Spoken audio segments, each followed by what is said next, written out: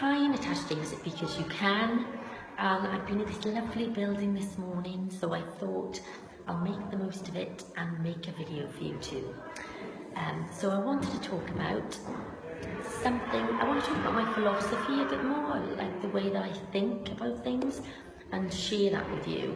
So the topic I wanted to discuss really was relationships, and what I mean by that is relationships with your partner, relationships with your mother, relationships with your children, relationships to anybody else, because we're all kind of connected to other people, and when we meet those people, we have relationships, we share space.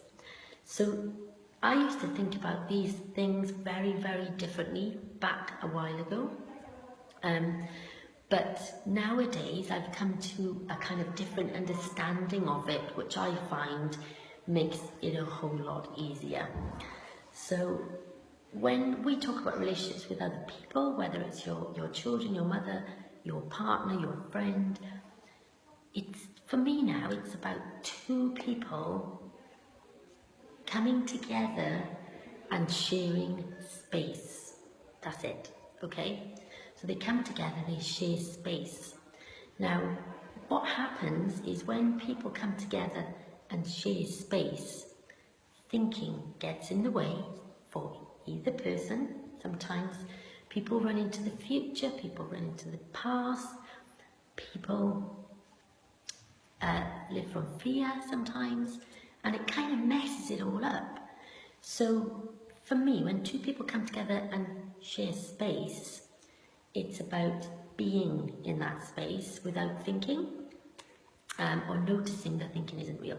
But also, it's about, like, sometimes when people get into relationships, they start to think about, they start to be controlled, and they start to have ownership over the other person. There's all sorts of dynamics that can go on. But actually, it's not about giving someone, if you're in a relationship with anybody, whether it's a partner, a child, a mother, whatever, it's not about giving them anything, because it's not yours to give, okay? They have their stuff, you have your stuff, you're sharing space. So you can't give them freedom or permission or anything, because it's not yours to give. It's theirs, yeah? So it's kind of like coming together, but separateness in a sense. And it might start to sound a little bit confusing now, but to me it's quite simple. You come together, you share space, freedom is a given, permission, decisions, all of that, it's a given. It's not the other person's to make, yeah? It's that person's there, and you have yours to make. So all your decisions, all your giving yourself permission for things, your choices, whatever you do, it's all your choice in a sense, yeah? Because that's about you and the other person. Anything that they do is their choice. But what happens when people come together is this person starts telling this person what they should do, or this person starts saying, what if this happens? So straight away the space gets compromised in a sense. It gets compromised by thought. So for me, it's really easy now just to think about two people sharing space, being together.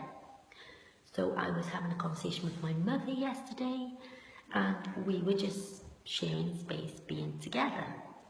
And, if I have a conversation with my child, we are sharing space, being together. That, my child or my mother or my whoever, yeah, they're their own person, they have their own choices to make, they have their own mistakes to make, they have their own decisions to make.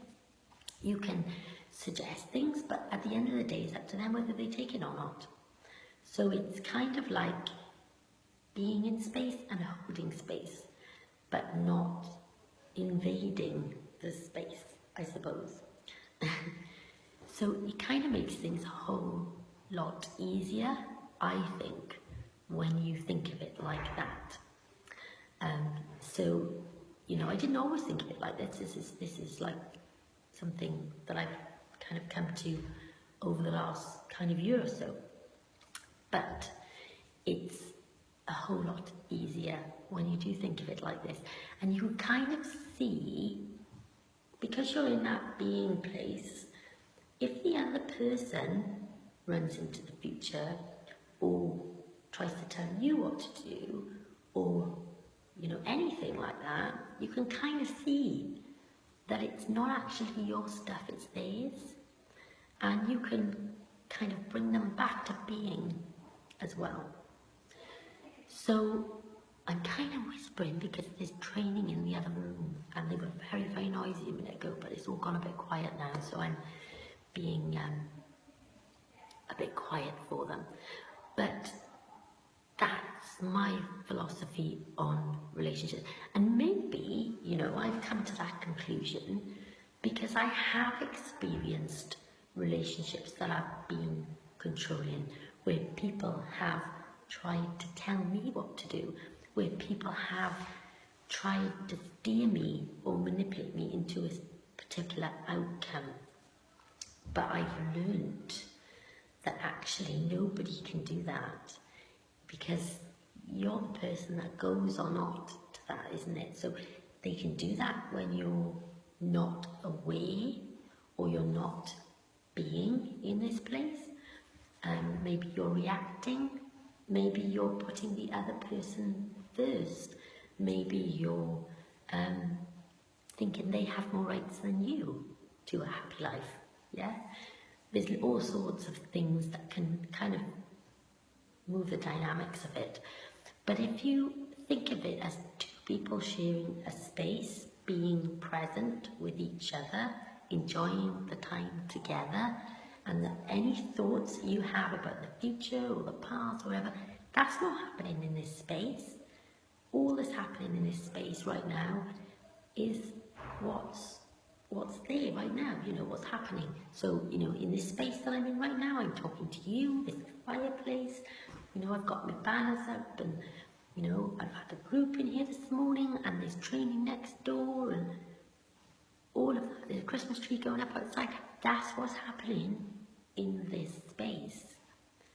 You know, anything after that, you know, that happens a week's time, 6 months' time, whatever, isn't happening in this space, not even worth thinking about it. So, you see, you know, if you can be in that place, then yes, the other person may try and go somewhere else, may try and run into the future, may try and tell you what to do, may try and kind of do all sorts of things. But if you can maintain that place where you are sharing that space, where freedom is a given, where choices are each individual's own thing, where you know, only each individual can give themselves permission to do stuff. I mean, other people give us permission, and really they don't. They give us permission, and we give ourselves permission because they said it's okay. So that's how it works. So it's sharing that space, yeah, together. So children, you know, my children, they're individuals, they're human beings. You know, if I was to steer them in a particular direction of what I wanted them to do, for a job or, you know, activities or whatever, I would prefer that they make their own choices. I would prefer that they steer themselves. I would prefer that they make their own mistakes and they learn from that. Whereas if I operate from fear and try to stop them from making mistakes, then they never get the joy of the learning. They never get to learn kind of that deeper learning that they get from making mistakes.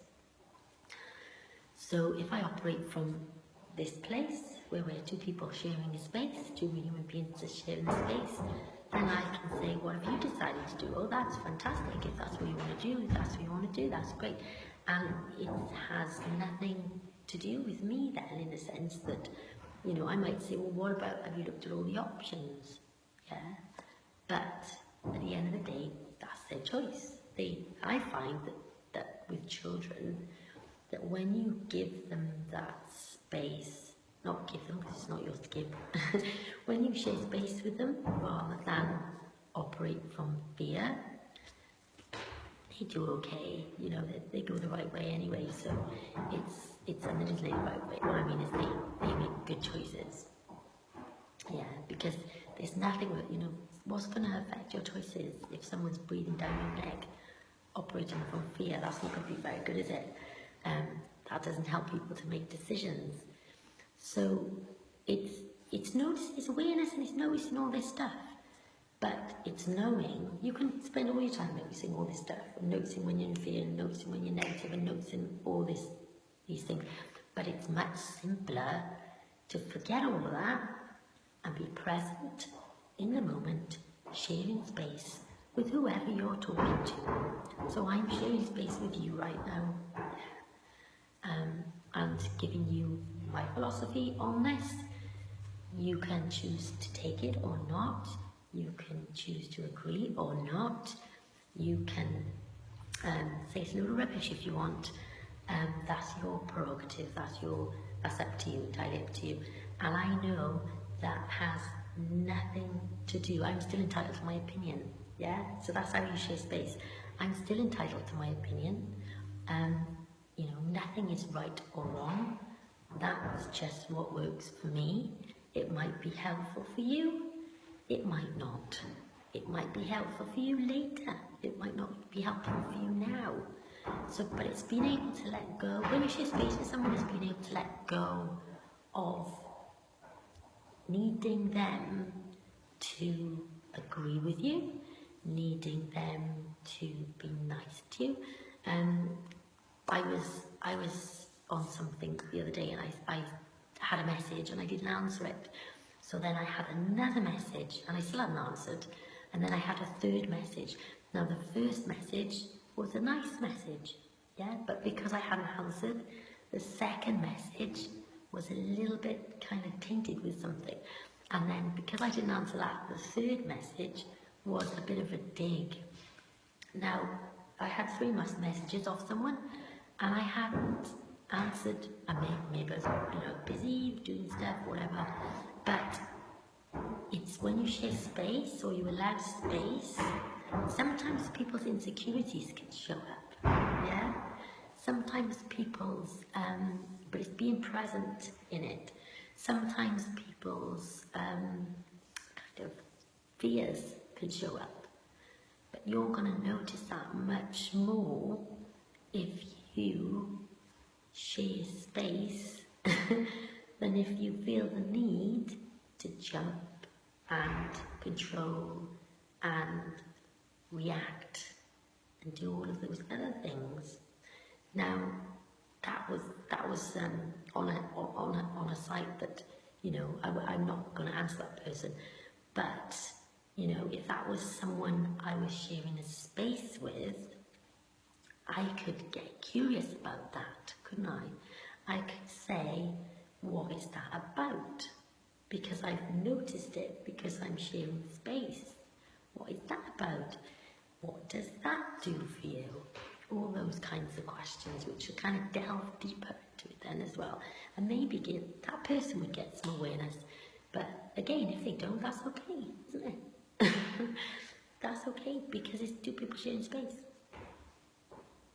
That's the easy way to think about relationships. They get really messy and difficult when insecurities show up, fear shows up, all of those things, control shows up, and one person, and it's not, you know, it's not your responsibility to deal with any of that stuff if it shows up either.